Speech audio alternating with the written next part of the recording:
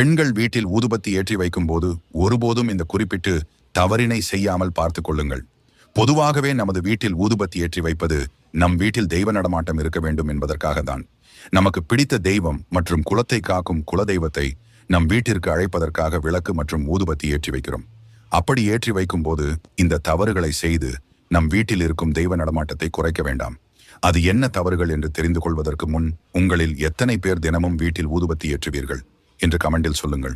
பூஜை அறையில் செவ்வாய், வெள்ளி அன்று ஊதுபத்தி கொளுத்தினாலும் சரி, இல்லை நல்ல நாள்களில் மட்டும் ஏற்றினாலும் சரி, ஊதுபத்தியை ஏற்றும் போது ஒற்றை எண்ணிக்கையில் எப்போதும் ஏற்றவே கூடாது.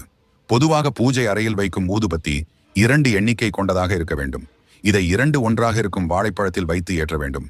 அதேபோல் 2 எண்ணிக்கையில் தான் கொட்டப்பாக்கு மற்றும் வெற்றிலைகள் வைக்க வேண்டும். பாக்கு கணக்கு புரியாதவர்கள் சீவல் சிறிதளவு வைத்துக் கொள்ளலாம். வாழைப்பழத்தில் பத்தியை வைத்த பின் ஏற்றக்கூடாது. முதலில் பத்தியை ஏற்றிய பின்பு